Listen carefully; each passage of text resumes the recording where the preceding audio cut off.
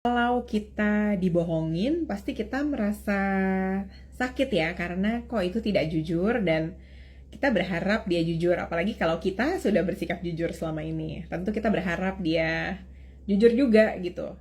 Waktu dia bohongin kamu, pasti kamu merasa dikhianati gitu, merasa tertipu, merasa tersakiti. Itu wajar.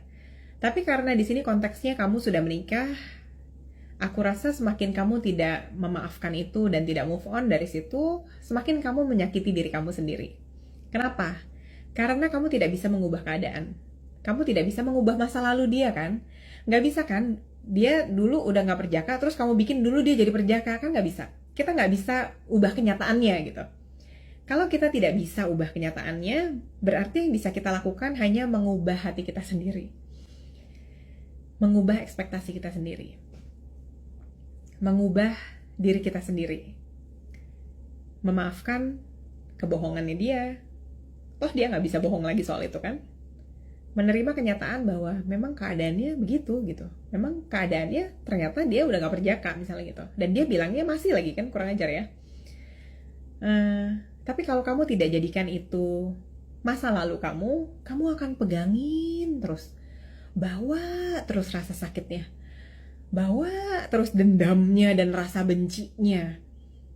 Terus selama kamu pegangin, ya kamu bawa terus, ya ada terus. Sampai ke masa depan, kalau kamu bawa, ya jadi ada terus di masa depan.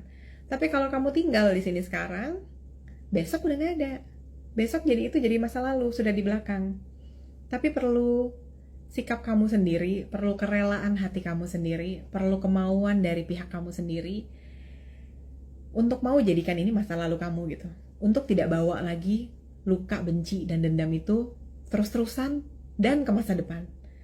Kalau kamu nggak mau lepasin bencinya, kalau kamu tidak mau maafin kesalahan suami kamu, kalau kamu nggak mau ya udah gitu, ya kamu menyiksa diri kamu sendiri juga gitu. Karena yang merasakan sakitnya kan kamu kan. Kalau kamu ngerasa sakit, kenapa kamu ulang-ulang terus rasa sakitnya? Kayak waktu kamu tahu itu jeruk ketuncap. Tapi yang kamu lakukan, gue bawa lagi, gue inget lagi, ketuncap lagi. Gue inget lagi, ketuncap lagi. Gue inget lagi, ketuncap lagi. Jadi yang kamu lakukan adalah begini.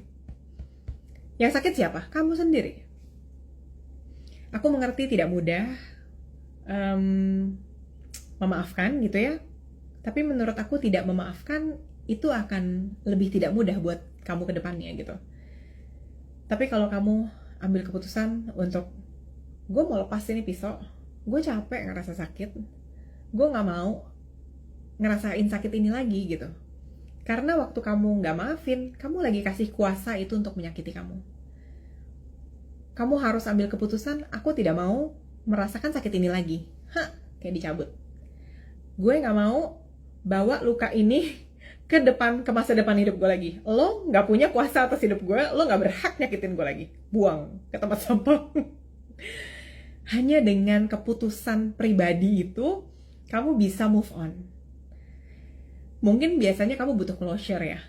Kayak, mungkin kamu harus ngomong dulu sama suami kamu. Kamu harus ngomong dulu sama suami kamu. Ini orang beda-beda ya, aku gak tahu yang kamu butuh apa. Kan karakter orang juga lain-lain. Mungkin kamu, untuk supaya dapat closure-nya, mungkin kamu harus ngomong ke suami kamu kalau saya sakit hati, saya merasa dikhianati karena kamu berbohong, saya merasa disakiti gitu dengan kebohongan kamu, dan saya nggak suka rasanya, saya nggak mau merasa sakit lagi, saya mau maafin kamu, saya mau ampuni kamu, saya nggak mau ingat-ingat lagi soal ini, aku mau lupain aja, udah selesai, udah lewat, jadi masa lalu, nggak mau aku bawa lagi ke masa depan. Ketahuilah kalau kamu tidak memaafkan, kamu akan terus merasakan sakit dan bencinya. Akhirnya kelakuan kamu juga berubah ke suami kamu. Kamu jadi gak bisa terlalu baik sama dia karena kamu benci. Kamu jadi mau sayang jadi gak jadi, soalnya kamu marah. Kamu mau memperlakukan, mau melayani suami dengan baik, jadi gak bisa karena kamu masih ingat sakitnya. Akhirnya semua rasa sakit itu akan merugikan pernikahan kamu, akan menyakiti pernikahan kamu, bahkan menyakiti pasangan kamu. Karena ada masalah ini, kamu jadi ngelakuin ini, jadi ngelakuin ini, jadi ngelakuin ini. Akhirnya sebenarnya yang menyakiti pernikahan kamu adalah kelakuan kamu yang ini dan ini gitu. Walaupun kamu punya alasan ini di baliknya, tapi kan pasangan kamu nggak tahu.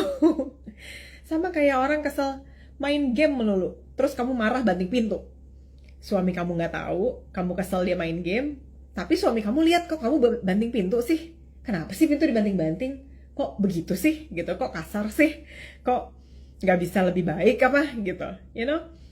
Kamu melakukannya karena kamu kesel, tapi kamu tidak komunikasikan, tidak kamu sampaikan dengan baik ke pasangan kamu, tidak kamu selesaikan masalahnya, tapi kamu melakukan hal lain lagi yang bisa menyakiti pernikahan kamu juga gitu. Akhirnya yang rugi pernikahannya, akhirnya yang rugi ya kamu lagi juga sendiri.